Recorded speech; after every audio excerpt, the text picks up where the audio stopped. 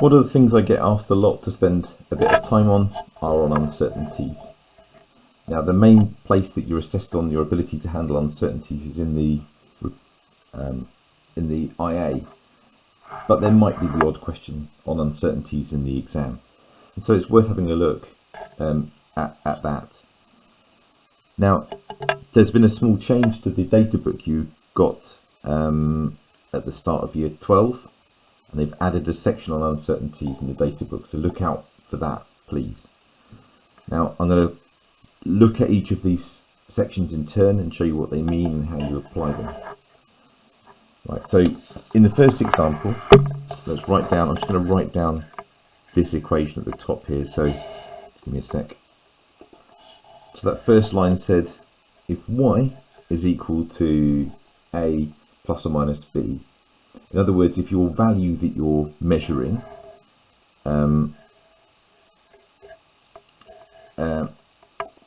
then combining in the equation, so if you're adding two numbers together or you're taking one number away from another, then the approach you apply to propagating those errors is you add together the absolute uncertainty. That's what's going on here. So the uncertainty for the new value, or for the propagated uncertainty, what we call delta y.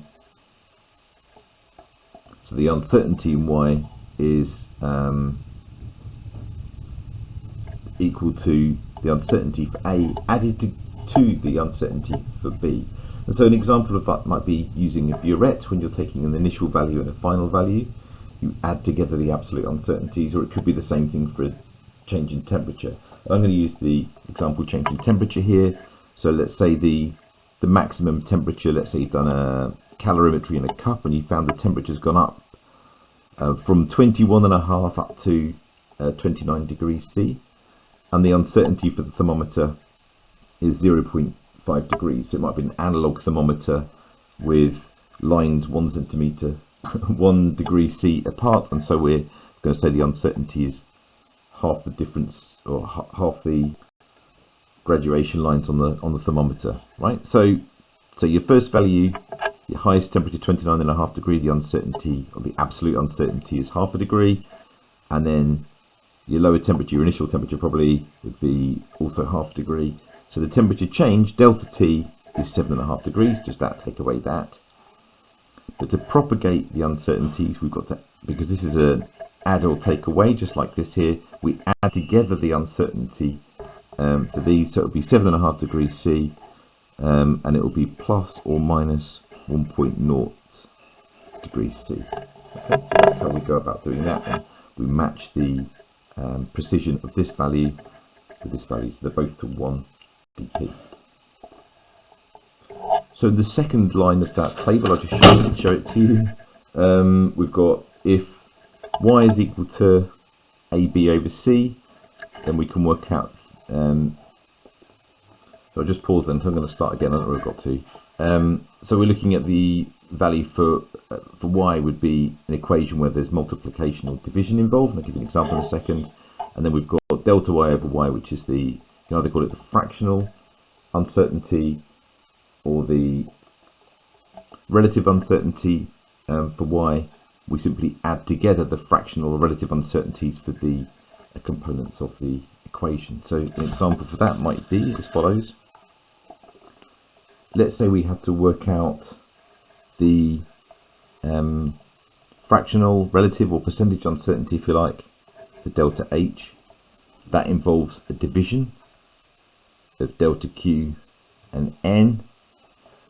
N involves the division of the mass of, say, a fuel divided by its MR, and we've got the mass of the water up here, and we've got delta T there. So all of these measurements could have uncertainties associated with them, and let's think about what they might be. So the uncertainty for the mass might be, for example, 0.01 grams divided by the value of mass. Let's say the mass was 2 grams. So you could make that a percentage uncertainty, or just leave it as a fractional uncertainty, as it seems to want you to do. It could be the mass of the water. The mass of the water might have been 100 grams, and it could be 1 divided by 100, so 1%, or 0.01 as a fractional uncertainty. And the delta t, we could use the value we've got up here. Might be, well, let's pretend it's a 10-degree temperature change, and the uncertainty for that temperature change is 1, so 1 divided by 10. There'll be no uncertainty associated with the value, the specific heat capacity, or the MR. And so we can simply add together all of those fractional uncertainties, or relative uncertainties, or if you like, percentage uncertainties, if you times them all by 100, to get the uncertainty for delta H. I'm not going to do the maths here, but to get the relative uncertainty for the value delta H, we would do 1 over 100, add 1 over 10, add 0.01 divided by 2, and that would give you a value. You can see which one of those is most significant, most important of all. And if you wanted to, you could turn that back into an absolute uncertainty at the end, okay? And you would get the absolute uncertainty by multiplying the fractional uncertainty you just worked out by the value for delta H. What about the last one then? So y, it says here, if y is equal to a to the power of n, then the relative uncertainty for y is equal to the modulus of delta A over A. So I think this is highly unusual and unlikely to see this, but I'm going to cover this anyway. It's relatively straightforward to do the equations given to you. But if you've got a situation where the value for y is equal to a number raised to a power, say raised to the power 2, an example of that might be a rate equation where the rate, so y is equal to a rate constant times by concentration squared, and we've got an uncertainty for concentration, and we can work out the uncertainty in rate using something like this. So the relative or fractional uncertainty is given by n, which was 2, times by the fractional or relative uncertainty for A.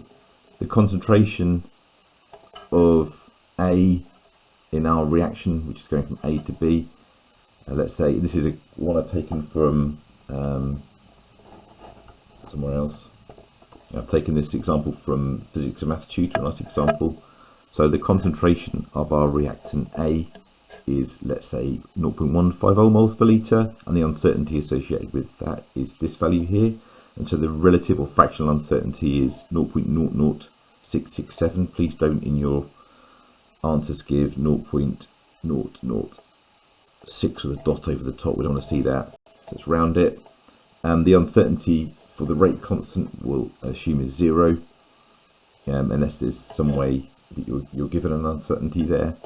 But the uncertainty for the value is 2, which is the power it is raised to here, times by the relative uncertainty or fractional uncertainty, which is that. And if you asked to give it as a percentage, it would be 1.3%, but it seems to be, they want it like so. So there's the percentage uncertainty there. And again, you could convert that to absolute uncertainty by multiplying it by the value for rate that you determined. Hope that was useful.